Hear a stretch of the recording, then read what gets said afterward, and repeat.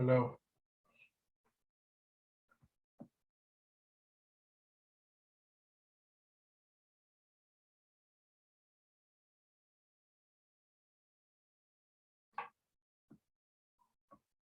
Hello. Good afternoon.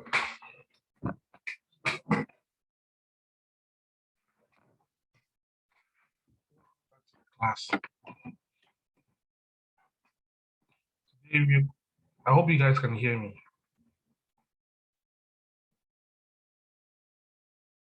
I hope you guys can hear me. Can you hear me?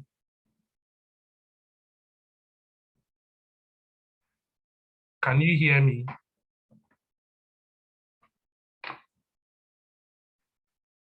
Can you hear me?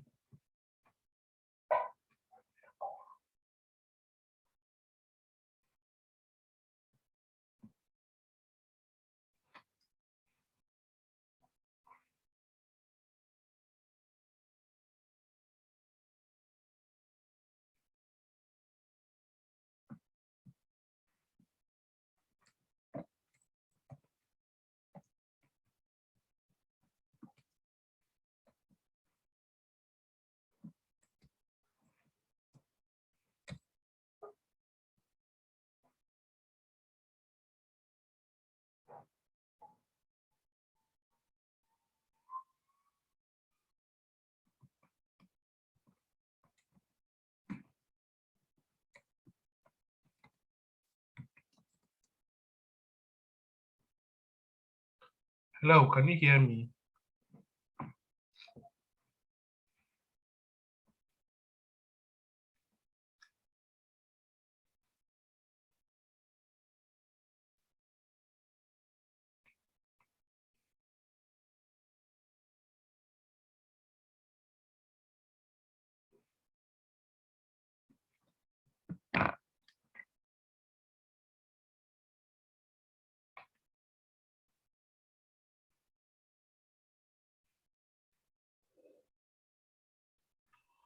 Hello, can you hear me?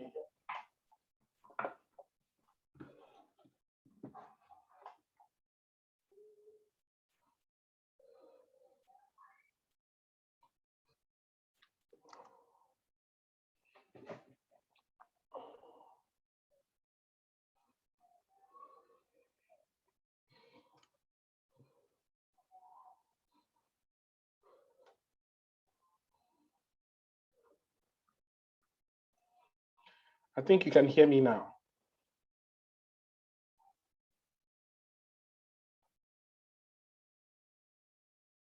Can we begin?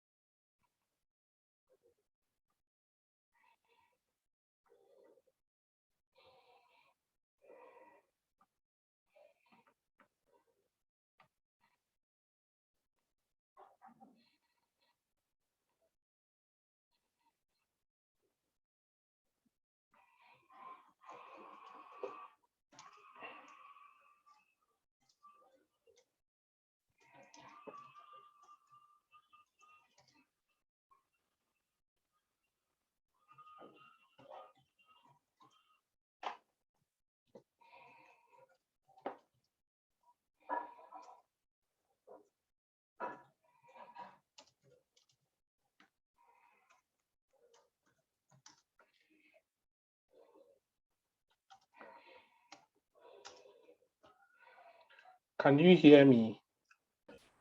Yes, sir, we can hear you. Okay, if you can hear me, then let's begin. Today we're going to, please, you can unmute back, eh? Okay. Unmute. Like.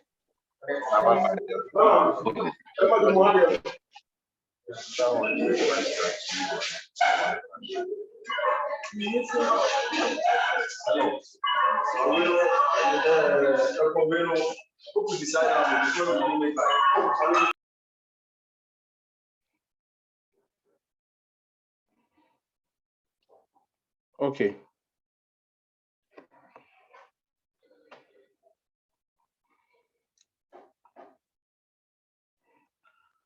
So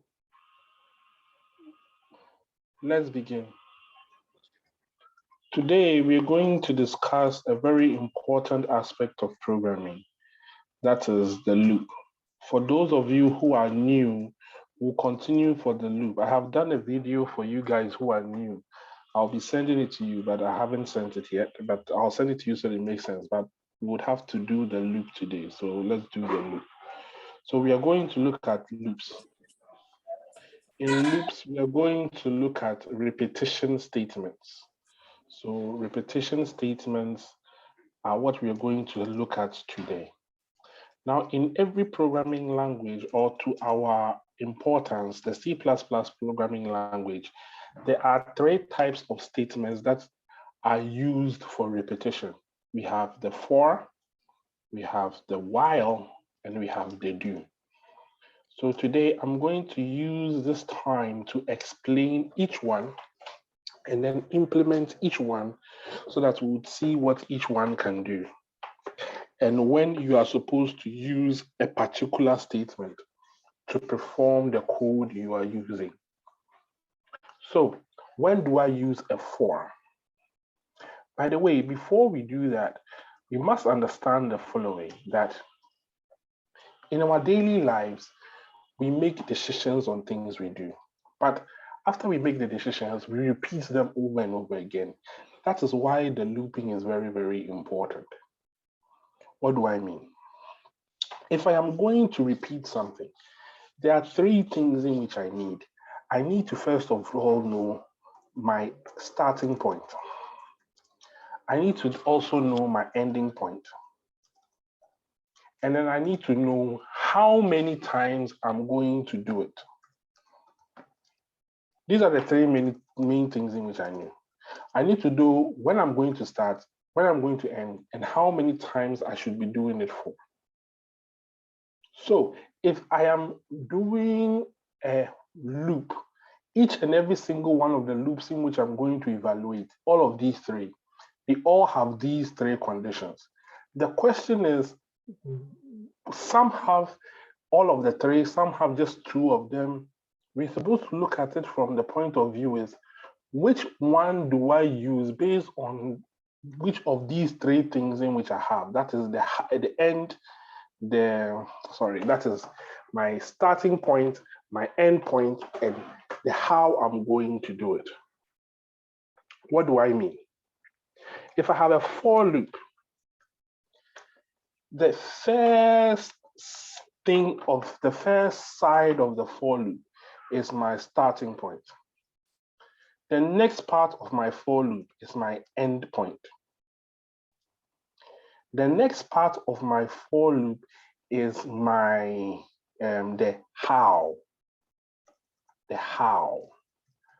That is how many times I'm going to perform the loop. Now, this starting point in programming, we call it the initiation. So the initial point in which I'll be starting my loop. So if I'll be doing my loop 10 times, am I starting from 1, 2, 3, 4, 5? How many times will I be doing my loop? Now, it just occurred to me that there are people in this room or in this class here who don't know what a loop means. A loop means that I'm doing something over and over and over and over and over again, right? So if I'm going to be doing something over and over again, what point am I starting from? What point am I ending at? And then here we have the number of steps or how many times I'll be doing it for. So the first point here is how is what point am I going to be starting my loop from? The endpoint here is based on a particular condition. So on what condition am I going to use to stop or halt me performing the loop over and over again? And over here, we have the number of steps. So I do it 2 by 2, 1 by 1, half by half, second by second. How many number of steps should I use to perform my loop? Now, looking at this very well, you realize that for me to use a for loop, it means that I need to know my initial point, my end point, and then finally, how many times I'm going to perform the loop. So let's say I want to write a program to display the first 10 numbers that are there. So if I want to display the first 10 numbers, it means that my starting point is going to be what? 0 or 1, depending on what you want to do. And in my case, my starting point is 1.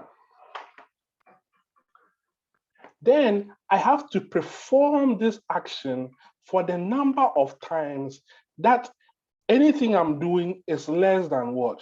10. Of course, if it is less than 10, it means that it will stop at 9 because 10 is not bigger than 10. So it means that it should be less than or equal to 10. So I should repeat this action from 1 a number of times till I get to 10. That is what this statement here is saying. Now, obviously, if I am at 1, how do I move to 10? It means that each time I do something, I must add 1 value to it until I get to 10. So here, I'm going to say whatever I'm doing, add 1 to it. Now, this is me talking in English. How will I write this as a program? My initial point will have to be in a variable. So I'll have int n equals to 1. Then I have n being less than or equal to 10. That means that every time that n is less than 10, perform this action. And the final point, I'm saying that where you have n, each time go and increase n by what? 1. That is the statement here. Now, of course, this statement here, there is a better way of writing it, which is what? N++. So when I write n++, technically I'm writing n is equal to n plus what? 1. But instead of me doing this, I can just easily write what? N++. Thus, plus becomes an incremental operator. So over here, I have my loop. Remember that they are separated by our famous semicolons. Then here, I can put in cout n. And I'll do this so that whenever it sees out n, it gives me a nice comma and a break. So the question that comes in here is, if I run this code here, what will happen? What is going to be seen on my screen? Over here, I'm going to first of all start my program here where n is equal to 1. Then here a check will be made. The check is n, is it less than or equal to 10? So here at my initial stage, n is what? 1. So is 1 less than or equal to 10? It is less than or equal to 10.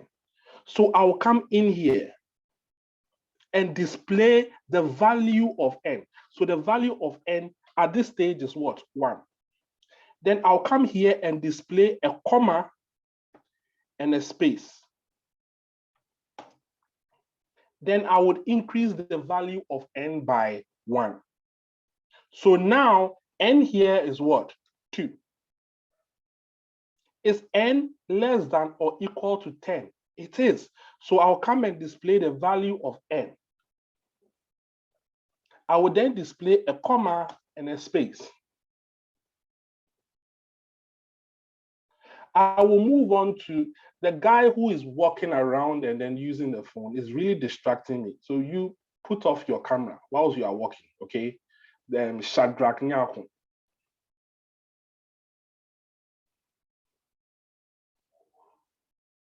Shadrach Nyako. -5. Why you are walking when you knew the class is at 2 o'clock? Even it blows my mind, cry. Because it means all the thing you are doing right now is zero. Because you are already working it out. They are here with you. Anyway, it's not for me to worry my head about. Here we have n plus plus again. That means the value of n here would be increased to 3. Again, I'll display the value of n here, which is 3, and I'll display a comma. As you can see, I will keep coming back here until I get to n being 10. I'll come here, display the value of n, a comma, and a space again. Then I'll increase n to what? 11. Is 11 smaller or equal to 10? No, it is not. Hence, my program will stop. At that point, I would have all the numbers that are between 1 and 10 displayed for me. Let's see if it is true. Let's see if I actually run this code, it will do exactly in what I have written over here. Let's see if it is true. So over here, I'm going to go to File, go to New, and go to New Project. Sadly, there are still people in this room here who have never opened a Java application before. And a C++ application before. Sadly, there are people in this room here who have not done that. They don't even know where to go. I'll click OK. I'll save my project in a particular folder. So I'll create a folder and then I'll put my project in that folder and then I would save it.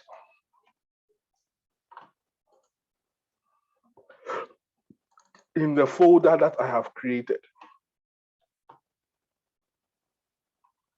Of course, here we have the preprocessor directive, and that is fine, but we need to add something else, which is using namespace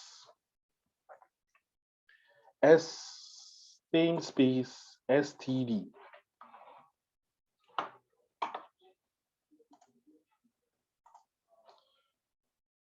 So using namespace std here. Of course, this is a comment, so I can delete it. Then my code is supposed to be here. In between this and this, before this, in here, my code is supposed to be there. With that in mind, I've already written it in Notepad, but for educational purposes, let me rewrite it. So if I want to write a for statement, I'll bring the for keyword into brackets. I create a variable and equate it to an initial value. In this case, I'm giving it an initial value of 1. That does not mean that every day it is 1. That means that my starting point in this scenario is 1. Let me repeat. It doesn't mean that every day it is 1. It means that my starting point in my scenario here is 1. Sir, the STD didn't bring the terminator. There was. STD. Using namespace STD.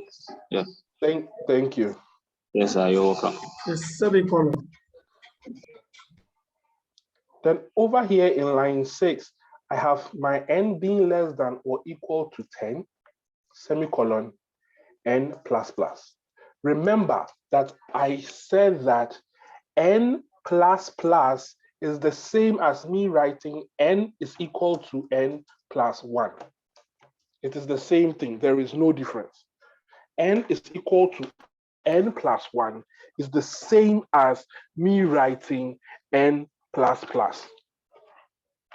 Okay. Now I want to display the the numbers that are below 10. So in here, all I have to do is display them as the loop is going through. So I have C out N, comma, space.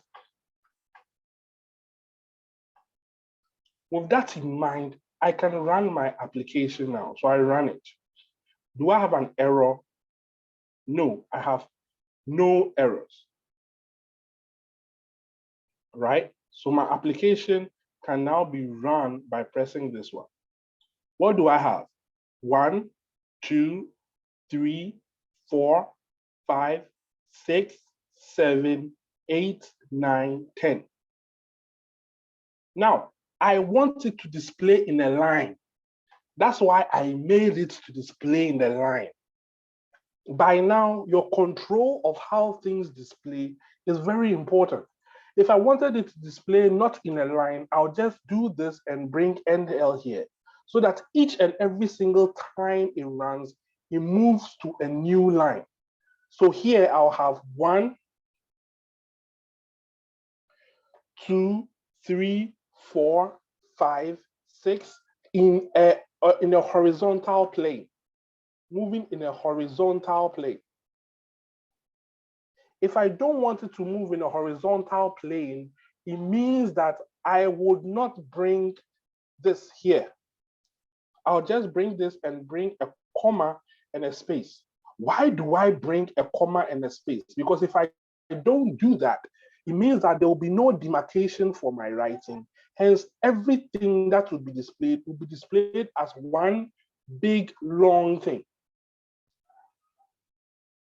The small things matter. There's a reason why every day I tell you to practice how to display, what to display, because I can watch it and know what is going to happen on the screen because I have command over what is going to happen on the screen. And it only comes from practice. There is no running away from it. There's no big thing. There is no extra, there's nothing but practice. There is absolutely nothing. So I know that if I display this, how it is right now, like this, it is going to display 1, come back, display 2, come back, display 3. But to you, the person who is using it, how would you understand what I have done?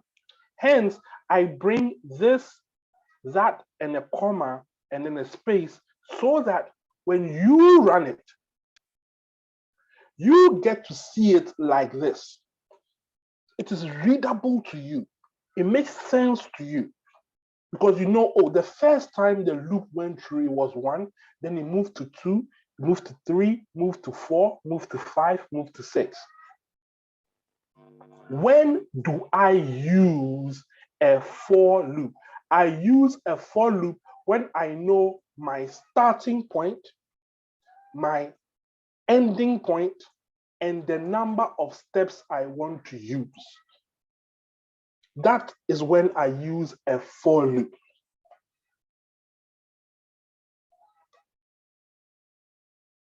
So for example, I can say, write a program to ask a user for 10 numbers and add them together and find the average.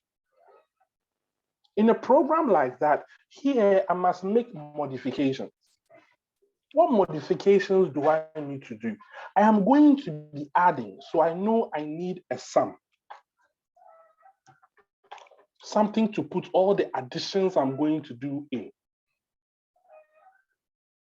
The program wants me to ask the user for 10 numbers.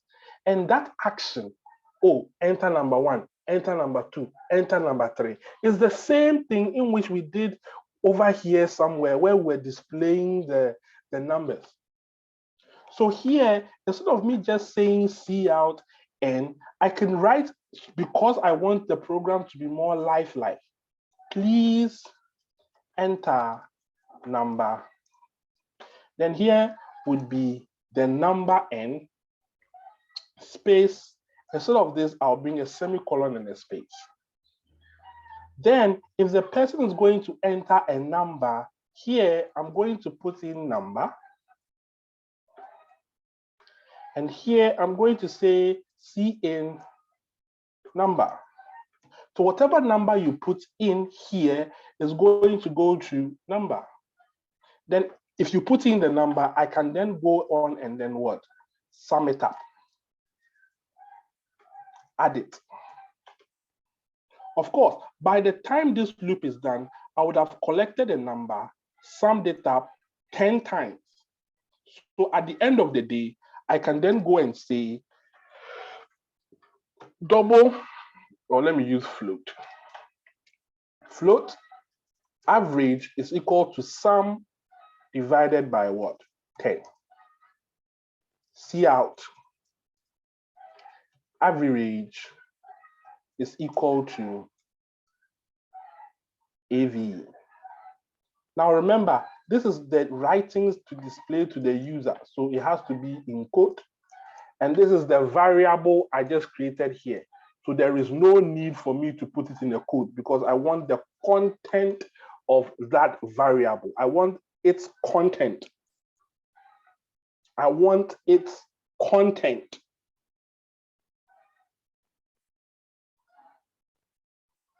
If I am to run this program again, I'll click this button here. I have no errors. I have this on my screen. Enter number 1. So when a user comes, he enters number 1. Enter number 2. Did you see how I just manipulated the first thing we did where we were just displaying numbers to now put the numbers in at a very opportune place so that the user sees to see, oh, it knows that it knows that I've entered number 1. Now it wants me to enter number 2. Hey, so I enter number 2, number 3, number 4, number 5, number 6, number 7, number 8, number 9, and finally number 10. And it tells me that the average of all the numbers I have done here is what? 36. This piece of 5-line code is how I would ask a user for 10 numbers and then display them. And I did that using the loop. Why did I use the loop? Because I have to do an action again and again and again. What action am I doing again and again and again? I am asking a user for a number repeatedly. So if I have a problem and that problem, part of the problem is repeating itself over and over again, that means that the solution to that problem is by me using a loop. We get so confused and so preoccupied by learning, oh, programming is difficult, the questions and whatever. It is not about, you see, that most of you try to solve the question, but you don't let the question solve you. What that means is that your job is not to predetermine the answer. It's like you are doing maths and this is the formula, so I stick with the formula. No, your job is to realize the problem and find the solution to the problem based on the variables you have. So in this problem, if you guys were doing it, you would have done cout, please enter number 1. Then you come and do this piece of line again. Please enter number 2. Please enter number 3. Please enter number 4. You can see that this is repeating itself. But for you, each time here, there will not be an end. There will be 1 here or 2 here or 3 here. You are repeating a particular action over and over and over and over again. Hence, why not let that action be done once? Then the portion of it that changes over time, you control it. What changes here? Please enter number. Over as we can see from 1 second here, please enter number 1. The please enter does not change.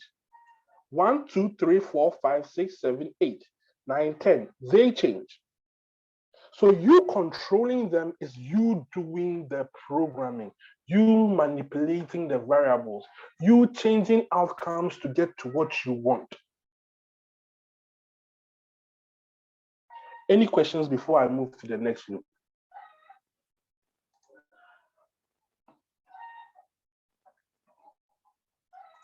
If you have a question, please ask it now before I move to the next loop. By the way, the video is recording, so after the thing, I'll play it back, just so you know. I'm supposed to tell you it is recording for, purposes, privacy purposes. So please note that it is being recorded. If you have a question, let me know now. You have to unmute before you talk.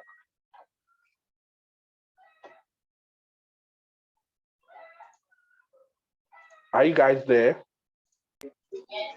Please, can you go back to the codes, please? Abrantier. No, I'm not saying, no, I just want to, because I'm trying to show. The problem is not the code question. What I want. The problem was the interference in the network. Like you are close to someone who's also listening. So the noise. Oh, okay. Sorry. Yeah.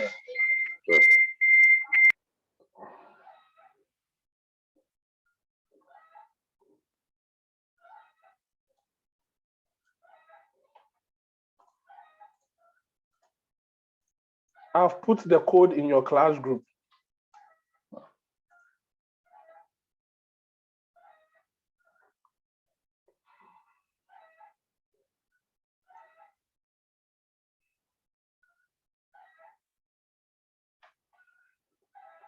And this was the initial one that just lined up the numbers for us.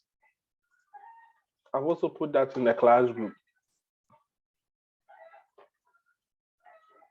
Are we okay? So that those who want to have the code, they can have it, I guess. I think that will be better than you watching this screen and then typing it. If you can just copy and paste it, it is far better. Are there any questions before we continue?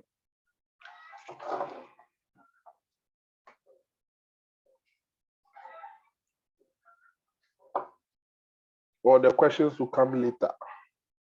I like you people, the way you people don't ask questions and stuff. People are amazing. I love you people a lot. Make my job so easy for me. God bless you all. Anyway, the next one is the while loop. Now, the two of these things here, I'm going to explain them in an informal way, a formal way, and then we'll do examples in them. Let me give you a scenario. Let's say that this afternoon, I made a bet of 100 Ghana cedis and I won. And because I was so happy that I won a lot of money, I called the class rep and say, hey, don't let anybody leave campus. I'm on my way to campus. When I get there, we'll all have a drink and enjoy and then seek merry about the winnings in which I had.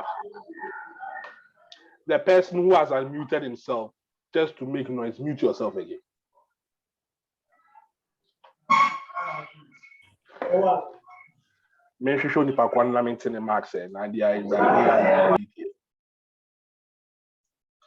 So, over here,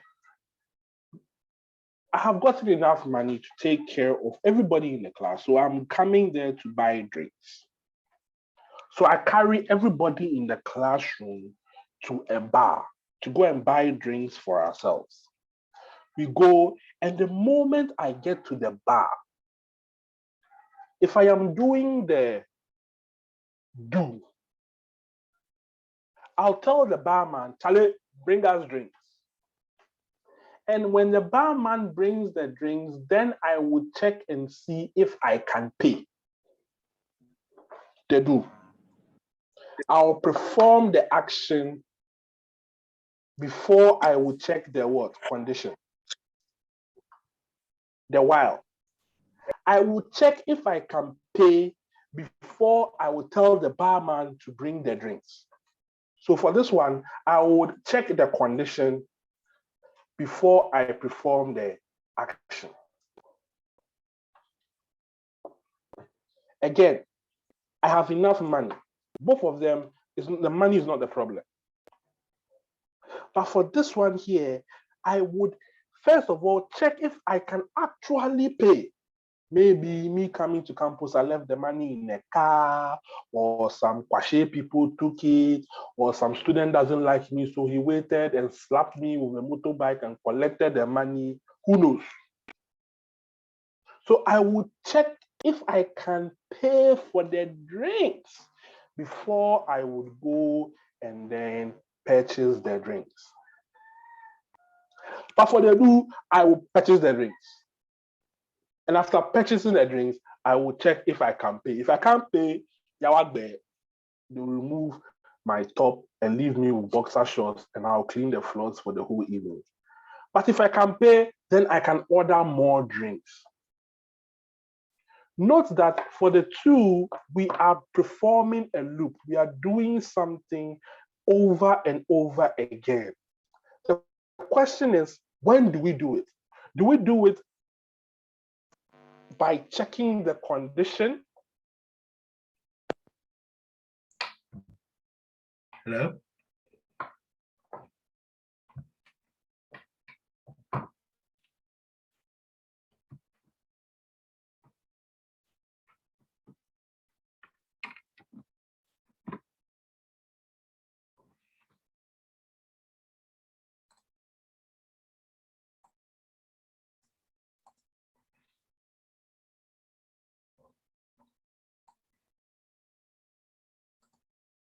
Hello? Please, can you hear me? Yeah, we can hear you. But we can't see the screen. Yes. Yes. The screen is blurred. Yeah, I've removed the screen. I'm bringing it back. Okay. Oh, okay. Nkurɔfoɔ bi wɔ hɔnom a wɔn train opportunity na mute akasa kɛkɛ.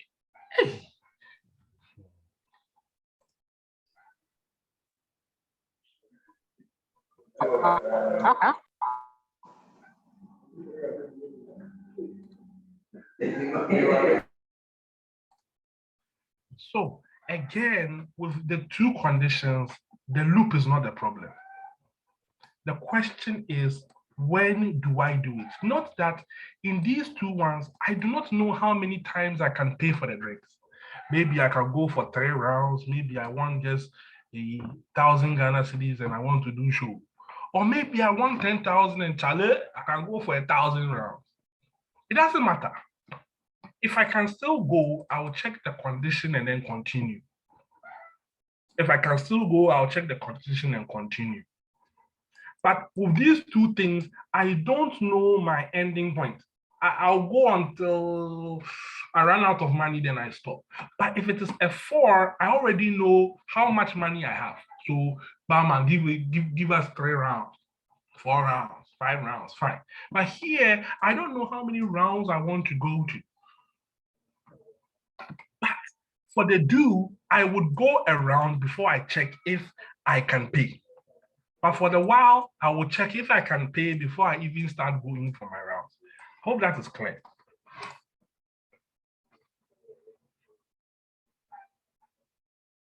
Is it clear? Once I do education, Yes, sir. do education, yeah. I'm muting can say it's clear. Yes, sir. Yes. Hey. Yes, it's clear. Hey, education. So the same thing, the same problem in which we had. I want to display 10 numbers. How will I do it with the do? I have do, and then the action I will do. So see out. And by the way, you can see that with the do, there's no place for us to initialize our statement. So we will have to initialize it outside of the statement. And then of course, I would add a while. So in some books, you not just see do, you see do while. Because once you write do, it goes with a while statement. That shows the condition upon which you would stop the do. And it ends with a semicolon. This here is what we call an infinity loop. What that means is that this thing here would go and never stop. This thing here would go continuously, would run continuously, and it will never stop. I have not run the code, but I know that this code here will run continuously and never stop. Why is that? Because the value of n, in this case, let me make it 1, will never leave 1. N will never increase. Because here I have no plus plus here to increase 1 till it gets to 10 and stops. So if I was to run this, I would have an infinity loop. You see that on my screen, I'll just have ones coming and they will never stop. Can you see that? The one is not stopping, it's just still running. Of course, if you wanted to crash someone's computer, you would write a program which is an infinity loop. What you people call a worm is an infinity loop, a program which has no endpoint.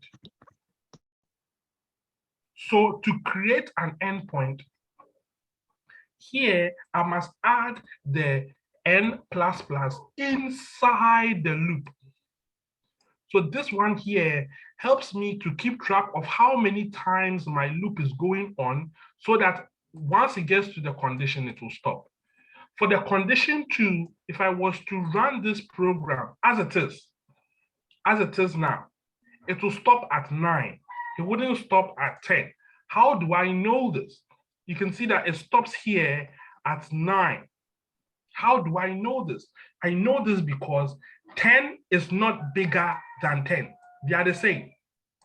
So here, if I'm saying that n should be a value less than 10, the only value less than 10 is 9, the closest value. So if I want 10 to be included, I have to add an equal to sign here and rerun my code. Then I will move from 1 up to 10. But again, this is not readable. So I would bring my slashes here, that here, a comma here, and a space here, so that when I run this piece of code, I would see 1, 2, 3, 4, 5, 6 beautifully displayed for me. That means that this piece, this line here on line 8 is going to be run 1, 2, 3, 4, 5, 6, 7, 8, 9, 10 times. Each time the value of n here would be, first of all, displayed as 1, increased, the condition is checked, it will come back here. Remember, it was increased, so now it is 2, increased 3, increased 4, till we get to 10. Then comes back here, it is increased to 11. But 11 is not smaller or equal to 10, then it stops. I'll copy this piece of code here. And I'll go and put this piece of code here inside your class page. 1 second. I think I have a lot of things opening, so I can't see where your WhatsApp group thing is. It is here. For those who are saying that my network is bad, Asama Batel Ko, Aya Semi, all of you people, it is being recorded. So after the class, I will send you the recording. Anyway.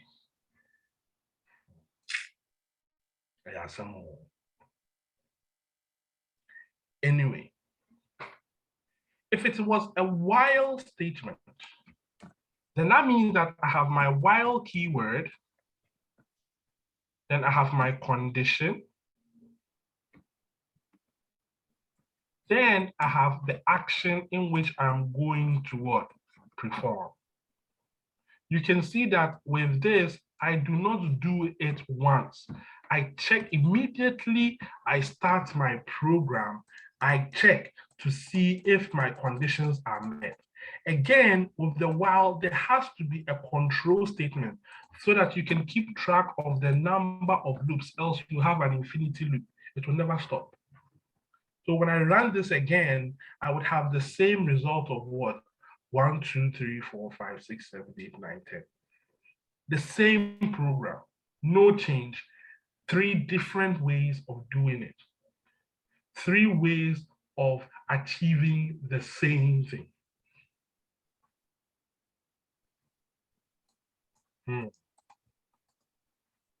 Are we okay? Again, I'll copy this one too and go and put it inside your class group. Yes. Any questions?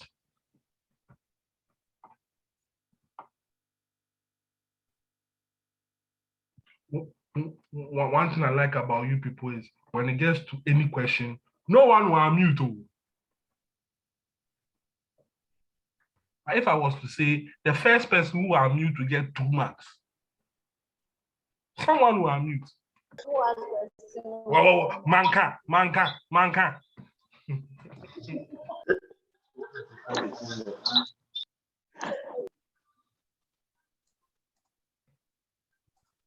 There are 3 very important concepts in programming. That is the for, the while, and the do. They are all used for repetition statements.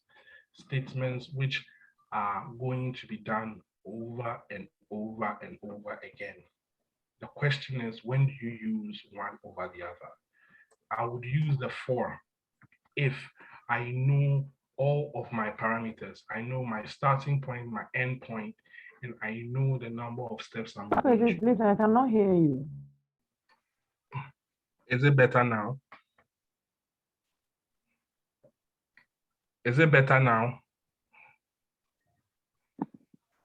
Hello? Is it better now?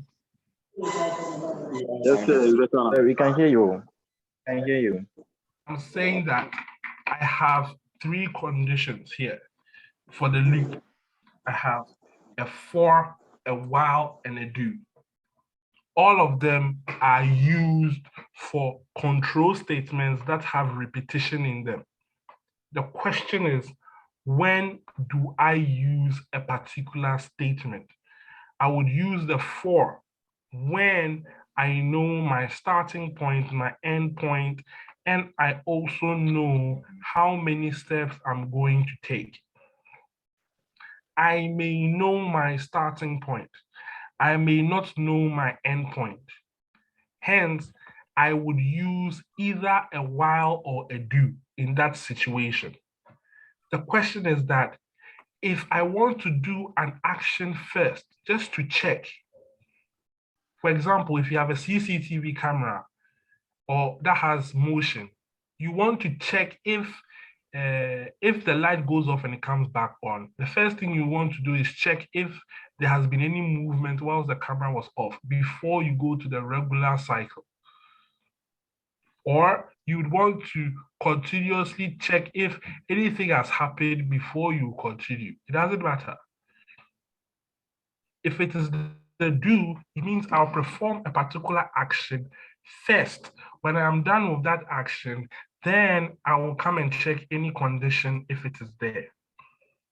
If it is a while, I would first of all check if I can continue doing it before I would go and what? Do it. These are the principles of the loop statements. Any questions?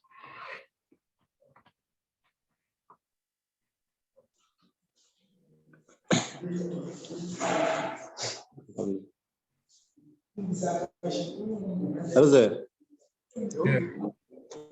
So please, I would like to understand what the difference between the if and the s and then the do and the while.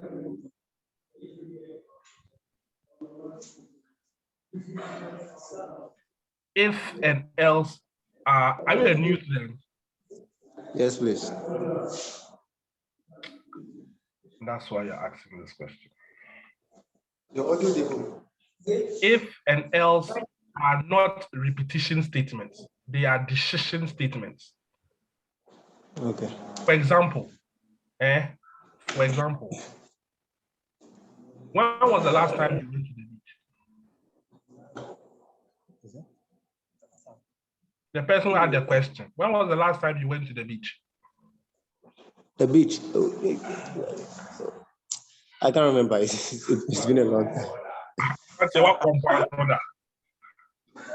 Mintanko, but poolside. Makobida. Yeah. Okay. On what condition will you go to the beach now?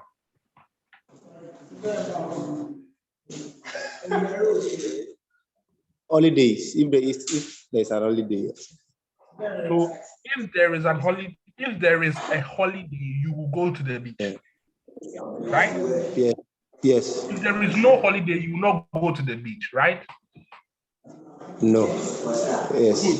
That is the decision you are making. That means that you either go one way or the other based on a decision you have made. Are you going to repeat that action over and over again? Hello? Hello, yeah, it depends. If the holidays comes frequently, I may repeat going to the beach. So you going to the beach, is it dependent on the number of holidays that come? No. No. That is based on a particular day, right? Yes. So on that day, would there be 100 holidays on that day? No. Good. So you only go to the beach if there is a holiday. Now, that means that if you want to use it for all the other holidays that come, then this statement here follows through. Okay. For example, since we are already here, let's say that in Ghana, how many holidays do they have?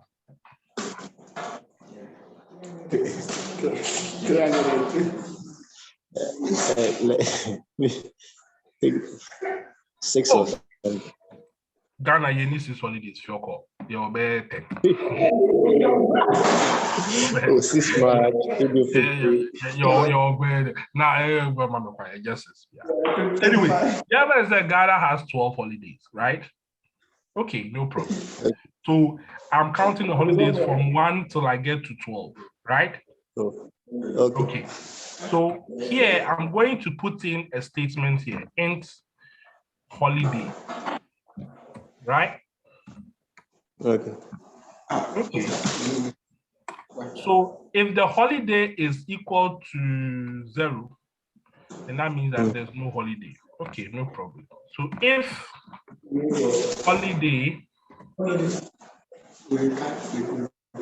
is equal to 1, echo beach. Echo beach. Else, yeah.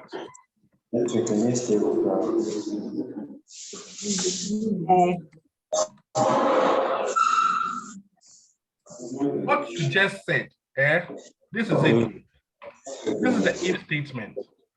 And here I have a while statement, not to go through the number of years, but to go through here. It will not be not to go through just one. If I'm focusing on one holiday, then I'm using an if statement to check that day, just that day. Will I go or I wouldn't go? You won't go. And here you have 365 days or whatever. So this here will check, okay, on that day, is it a holiday? And if it is a holiday, then I'll go to the beach. So the while statement is used to repeat a particular action over and over again. Every day, there's another day. But the question is, on that day, if it is a holiday, would you go to the beach? So again, the if statement is used to make decisions. The do while are used to repeat actions. These are two different things altogether, or they are not. Even in English, they are different. Or Yes, yes. Any other question?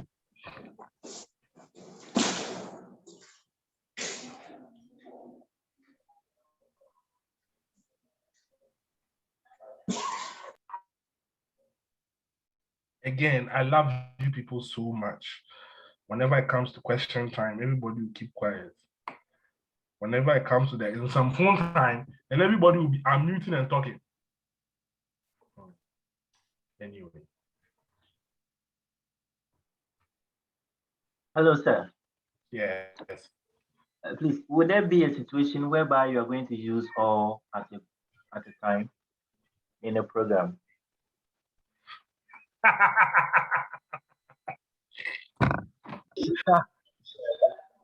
You made me laugh. You made me laugh. Of course. Of course. There's no running away from it. You are going to be using all. For example, this one here. If the person has logged in, then go to the dashboard. If the person has not logged in, right?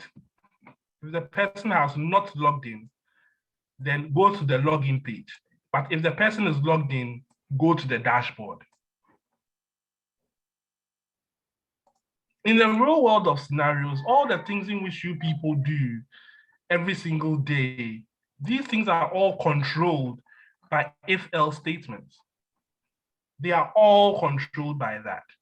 And the code you people will be writing in the real world, it is not I'm writing some and leaving some. They are all together. All of them are together. Here I have a while statement. And it is going to be picking, I think here it is going to be picking the names of trainers in a place. So in practice, you are not just doing one thing. And there again is the problem. And let me repeat it again.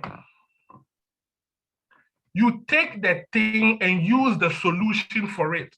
At that point in time, do I have to make a decision? If yes, then I use a decision. If I have to make a repetition, if yes, then I make a repetition. Well, let me give you another example. Let me see if I can put this into context for you that you would understand better. In the context that you would better understand. Over here, I have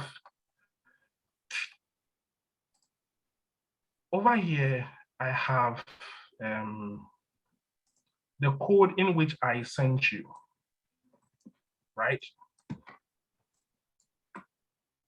This one. When I run this, it will give me the ability to enter numbers. So I'll be able to enter, sorry. If I view this, I'll be able to enter numbers up to 10. Let's say, for example, that the person doesn't know the number of numbers he or she wants to enter. So I make this thing 100. But of course, logically means the person has to enter till it gets to 100. So here, I want it so that if you enter and you are done, you stop. So here I'll put in a variable here. Let's say char is n is equal to, should I use a char? Yes, char n is equal to, yes, equal to y. So here, cout. Do you want to stop? Semicolon. Here. Cin n. Cin n. If, now note, I'm using them multiply because here is the first thing we did where you just add things and put them together. There is a for statement here. Now I'm putting an if statement inside the for statement. If n is equal to, let me make this one n, so that if here it's equal to y, then break.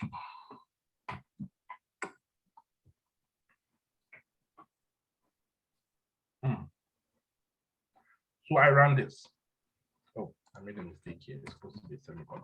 Sorry. I ran this. Here. What I did is correct. If I put 12 here, do you want to stop? Okay, this doesn't make any sense. I've made a mistake here. So here I'll put in enter yes or what, no. So that it makes more sense, right?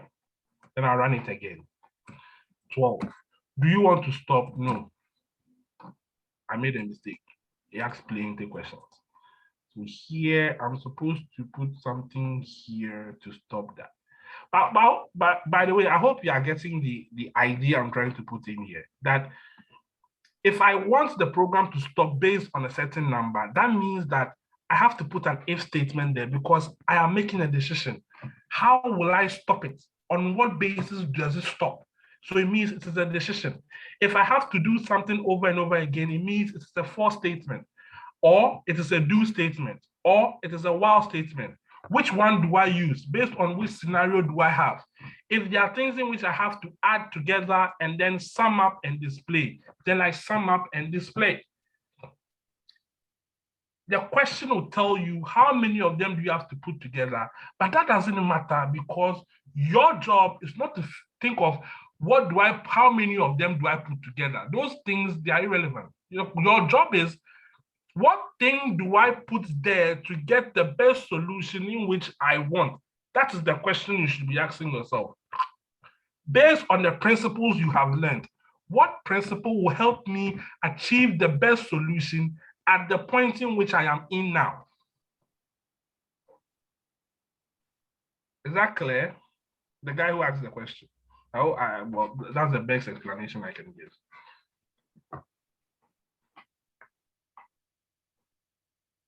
Is he there?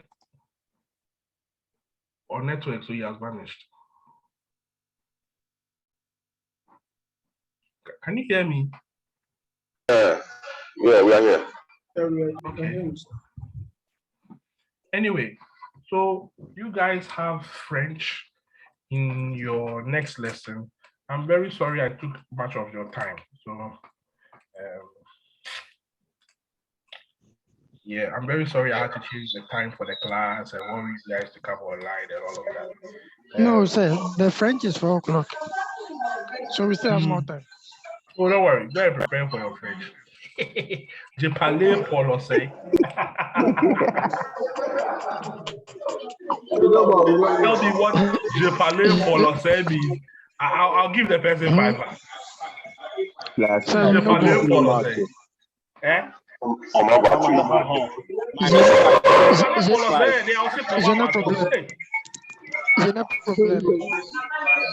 Je parlais pour l'océan. No problem. Oui, bonbon. I want to talk to Paul Osei. That is what I just said. Hey, French, no more now. David, French.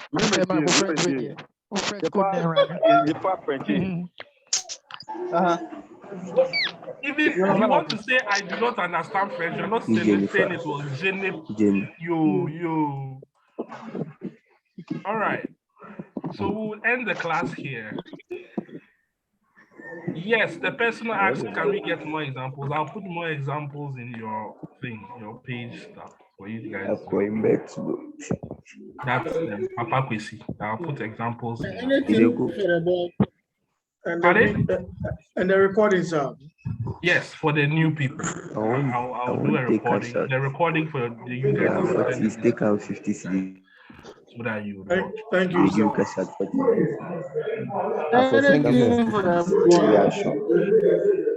I don't even hear what you are saying. What's the symphony? No, can I break it?